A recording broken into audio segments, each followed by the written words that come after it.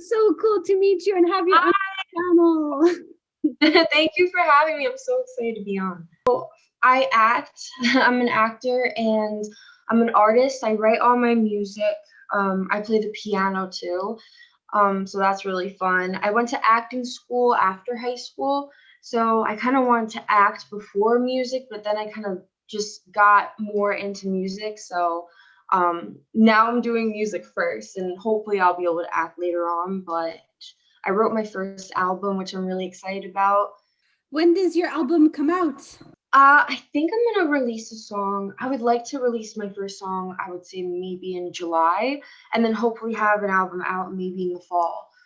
So we last talked about 5 billion years ago. I know, it's been so long. And I was kind of saving your conversation until you had something to promote. And so you actually have your first single out? Finally. I feel like it's been so long, but finally it's out. It came out about 8 days ago. And the music video's out now too on my YouTube channel. And yeah, my website's up finally. And yeah, I'm starting to get things like finally going after a long time. It is about accepting that you're damaged and accepting that you're hurting and that you've gone through difficult things, but as much as it hurts, you have to try your best to overcome it and keep pushing on and keep going and don't give up, even though you are hurting. So it's I would like to say damaged is a message of hope for people that have struggled with things in their life that they feel like they're very alone. Especially coming from your background of loss and coming to terms with all of that. It's probably a theme that's been going around in your head for a long time. Yeah, definitely. You know, especially with like the whole 9/11 thing and you know, the fact that I lost my mom and it's always been hard, but I think music is just a way that I cope with all that, and I kind of turn what I feel into words and into music, and it's just something that's always helped me cope. I guess I would just love people to find some hope in the song, and maybe it would encourage them to keep going, and if they're feeling alone, just to know people are there for them and that they're not the only person that feels like that, and that there's other people that are going through dark times, but I just always believe that there's light at the end of the tunnel and that, you know, good always prevails in the end. That's great. That's my message. We need hopeful messages more than ever. It's so important. Yeah, so that's it. It's a message of hope.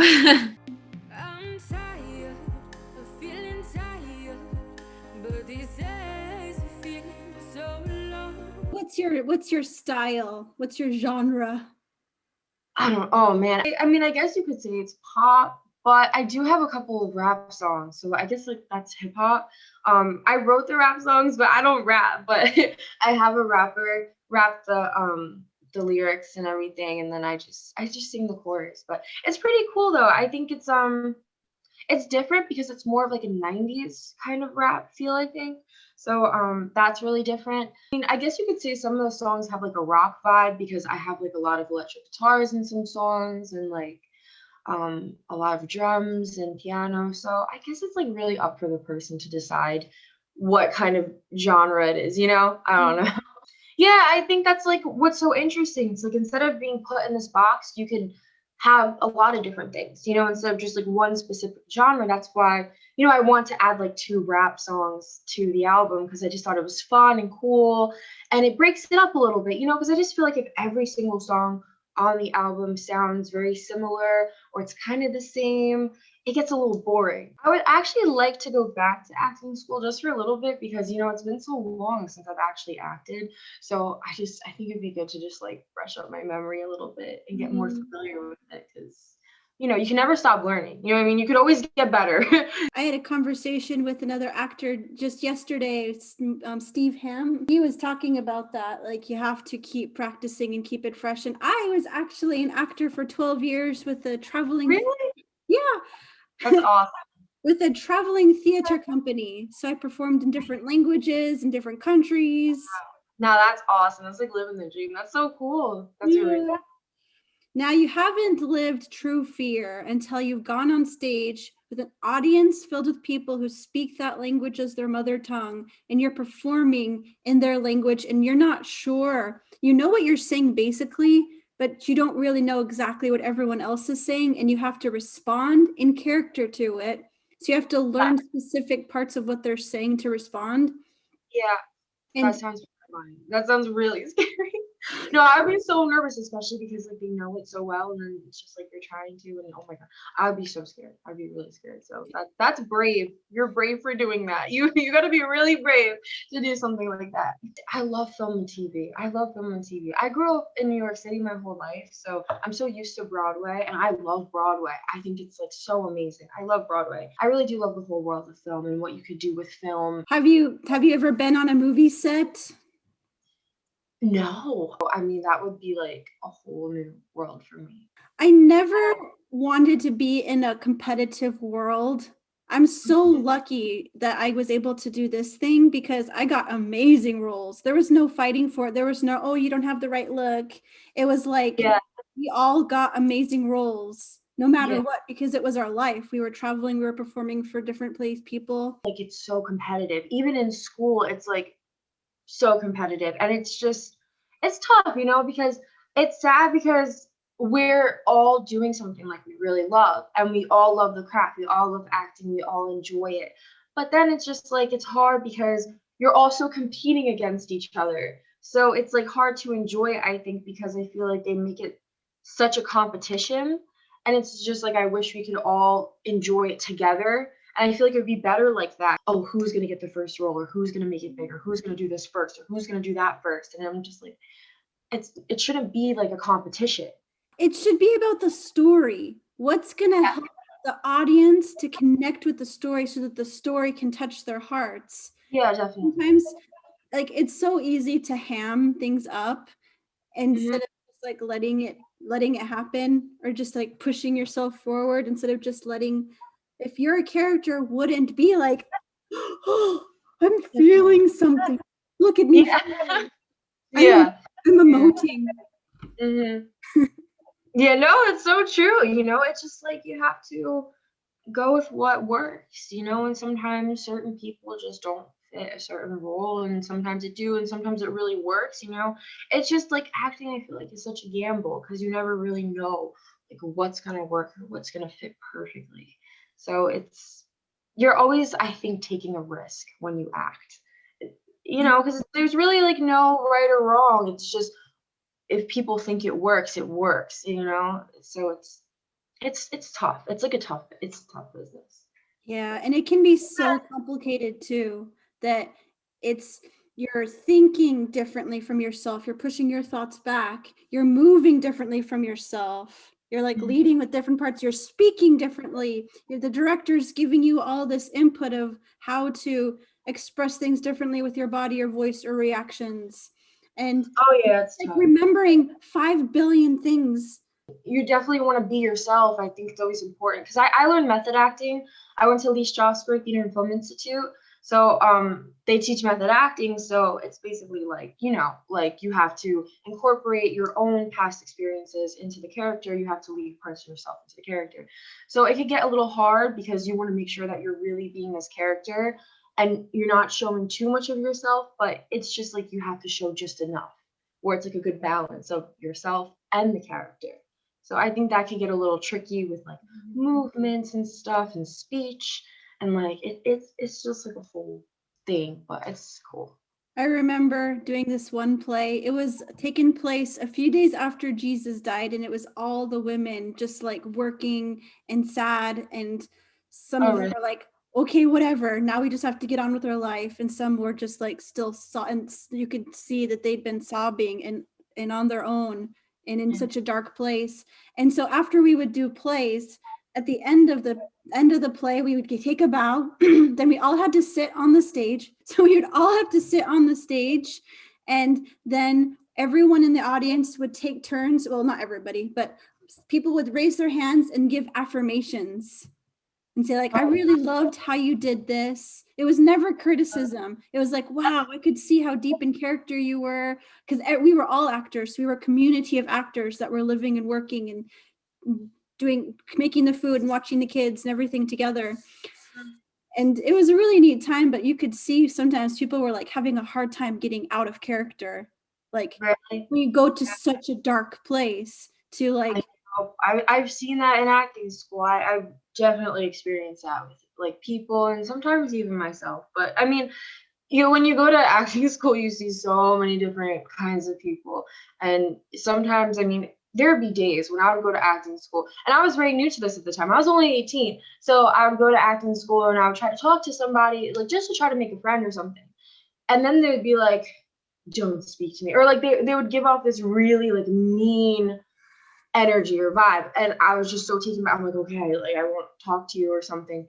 But I didn't know they were in character. Like they were being their character for the day. So I would, it's just like you gotta be careful who you talk to, because sometimes we'll go up to a person and they're playing their character throughout the whole day, even when they're not in class. So like just walking around the school or like hanging out around school, they'll still be in their character for their scene at the end of the day. So I didn't know that at first. So, I would just deal with a bunch of kinds of different characters and people all day long, trying to figure out if this person's mean, if this person's sad, if this person's angry, if this person's happy. It's just like a whole big emotional mess, So it's like, nothing. You eventually learned that. I was thrown into this professional world and I yeah. didn't know what being in character meant. I had no clue.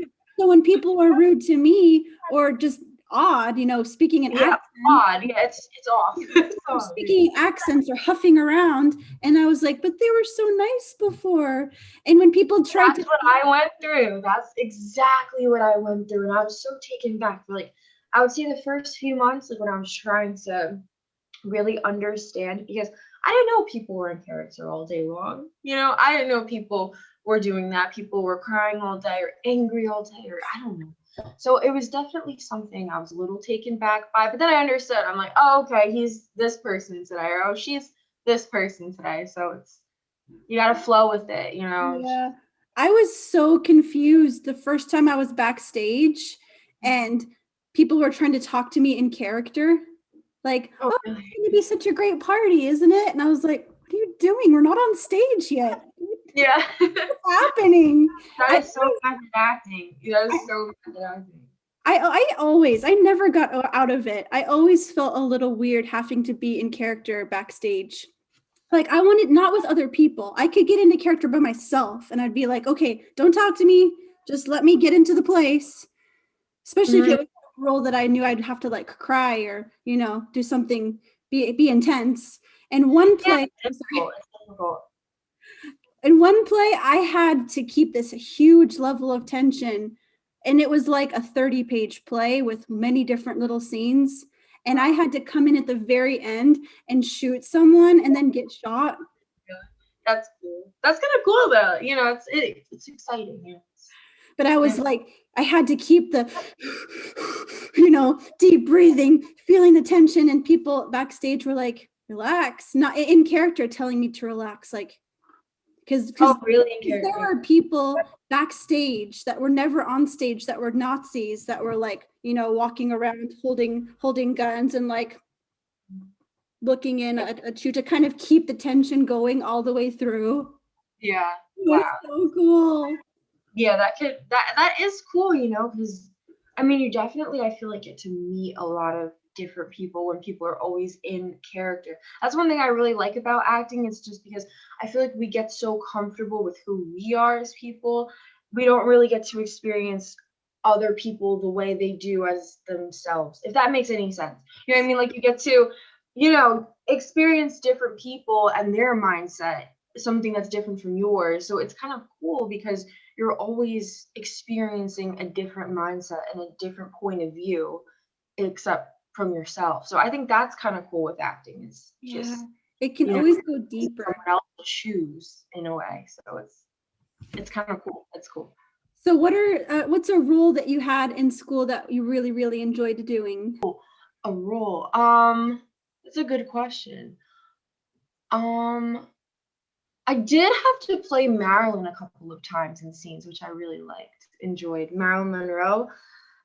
I had to, yeah, that was kind of cool. I had to do a couple of scenes like as Marilyn. She's just so she gives off this like really like delicate vibe, and she's, you know, the way she speaks, that old kind of accent that, you know, they used to speak with in the 20s and the 30s was just like really interesting to learn because I had no idea how to like really do it. You know, it's different playing somebody that was, you know, in the 30s and 50s and 40s. So it's cool, you know, I enjoy it. That accent doesn't exist. Like they invented it for like TV and movies. Something like that, Can because you I do mean, you it? get like a hint of like I would say British, but like a hint of Southern. Yeah. It's yeah, it's interesting. Can you It's do hard. it? could could um could I do a little bit of it? I don't know, like I can't really do. I mean, I haven't done it so long, but it's just I don't know. I get mixed up sometimes with like the British and the American. Yeah. No pressure. I can edit that out. That's the beauty of recording things. That is true, but no, I don't mind it. Honestly, as actors, I think it's just something that is so unavoidable is embarrassment. That's something that us actors will never be able to avoid. It's just something you have to accept. And at this point in time, even with the music and stuff, there's always going to be embarrassing moments. So don't even try to like always be perfect or always have the perfect moment because it's not gonna happen. Like it's not gonna happen. Like when you're in show business, anything is possible. You know what I mean? So everything happens. That is so true. And the acting really, I think all singers would have to be actors for at some level because you Oh have yeah, to I would feel say so. what you're singing. Mhm. Oh yeah, I think so. Because you know, I feel like it's sometimes a lot of artists. I see it with myself too. Like when I write a song or something, sometimes you do that song in character, not necessarily what you're feeling at that moment, but some of my songs I based off of movies. So I have like a couple of songs that I wrote that are just purely solely based on movies and that specific character. So I mean, I guess when you're performing that song, you could really get into character and especially if you make like a music video and stuff. But I do think it's important for people to know that sometimes artists do act in character because people are always like, "Oh, why would she say that, or why would she say that lyric?" Or but it's they don't understand that it's not really me that's saying that; it's someone I'm writing as would say that. It's also that people are trying to make money and they're trying to sell an image, and so much of what you see isn't real. Like I've had family and friends who are in like talent search kind of shows, and it's like they're just trying to tell a story and they're trying to twist things so it's like with a person's image. Like how much of what you see is really them, you'll never know. Yeah, I think so much of Hollywood is so hidden. Like we really never know who that person is unless, you know, they really make it a point to know like if they want people to really know who they are. But I feel like, you know, it's so complex, you know, it's really people put on so many different faces and so many different emotions and it's really hard to tell who someone like really is, you know, unless you know them personally. But it's hard because Mm. there's so many different people. I didn't know anything about you. I tried to find you, but I couldn't because you know, there's only so when you have the name Arrow, the only thing that's going to show up is Amy Osborne. Now, well, hopefully I get to the point where people do Google me and they find more. Yeah. Well, So the only thing like taking the tone down a bit of this whole of our silliness is the only thing that I knew was Arrow and that you lost your mom on mhm, September 11th. I did, yeah. She died on September 11th. She worked in, yeah, the tower, a high floor too. I think. I don't know, but she was high up there in the hundreds. I'm pretty sure, but You were just a baby. yeah, I was too. I So was too old. so there's no way that you would even remember. Like nobody, not many people remember much before like 4 or 5 or something. Yeah, not really.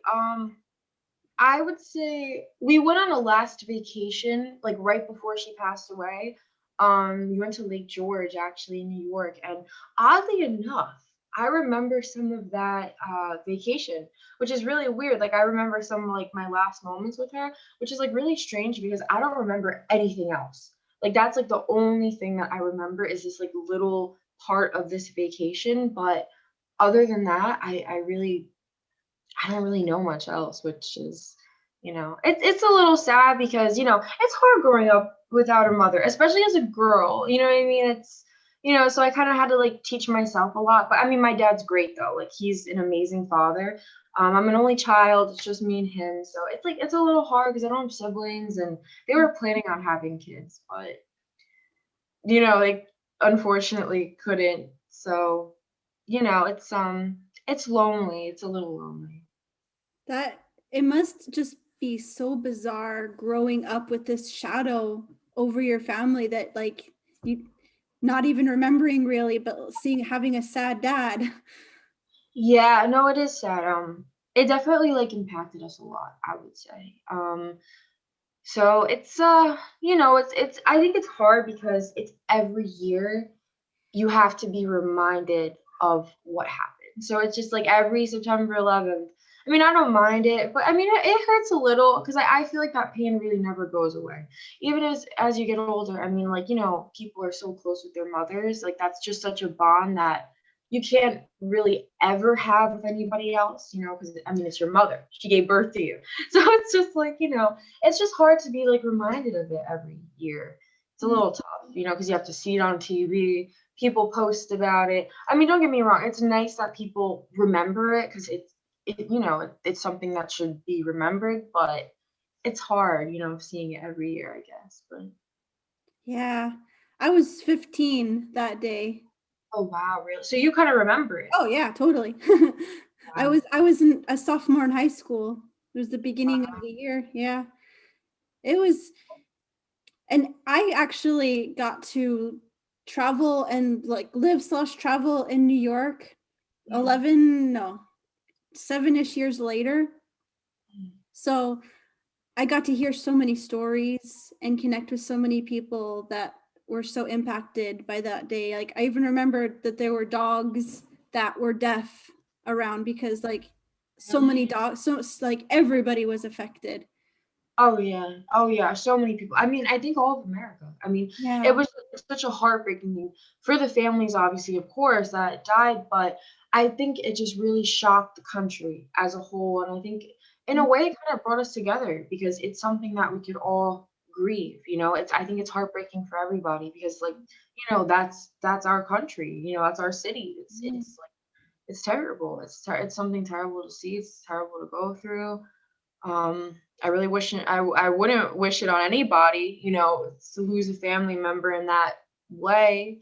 Because it's hard, like I said, reliving it every year. It's now because obviously now that I'm older, I didn't really understand when I was a kid. I didn't understand when I was 10, when I was 8, when I was 9, even when I was 12. I really started, I think, understanding more what happened when I was older, when I was a teenager. And I actually think that's when it affected me the most because I didn't really understand when I was a kid because I didn't, I just thought, oh, mom went away, but I never knew what happened. So I think when I was a teenager, that's when it hit me the hardest. And I think that's when I struggled the most, even now, but more so when I was like a teenager. Um, it really affected me. Were you able to pour some of those feelings into your music? Mhm. Yeah, I would say so, definitely, 'cause, she bought me actually, a grand piano for my first birthday. So she always wanted me to play the piano. So it was, I still have that piano to this day, so I'm probably never gonna get rid of it 'cause, it means a lot to me, so she always wanted me to play the piano, so I think she would be, happy seeing that I make music now. That is so special for your first birthday. Yeah, for my first birthday, like I don't know. I mean, it's so weird because out of anything she could have ever gotten me, she got me a grand piano because she just loved music. She loved music, and she couldn't play the piano, but she always wanted me to play the piano. So it just happened. Like when I got older, I started loving it more and loving it more, and took it more seriously. That is so special. That's a Yeah.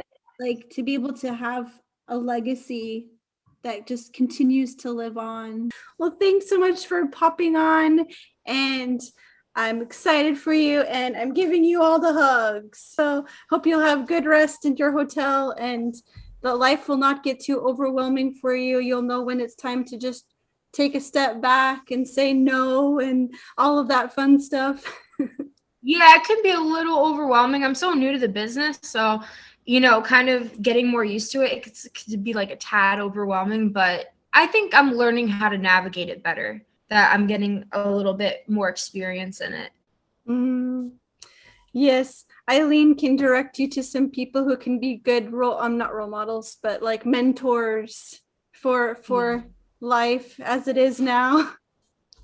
I know. I need all the advice I can get and all the direction I can get. It's very helpful because it's really hard to do this business on your own. It's like almost impossible. Oh, absolutely. It's all about relationships and supporting each other through, and especially like I hope that someday you will get to talk to Leland Sklar, because he's a guy who's got advice I for people need his advice. Yeah. I met him actually in Hollywood at an event, but he seems like a great guy. He seems like a very knowledgeable guy. So if I got the honor to talk to him, I would love to hear his advice because I need it. Well, you can hear some secondhand. He was on my channel. So I can put a link to that in the description. Oh yeah, please do. I love to watch it. That'd be awesome. Cool. So how I end my conversations is I give hugs.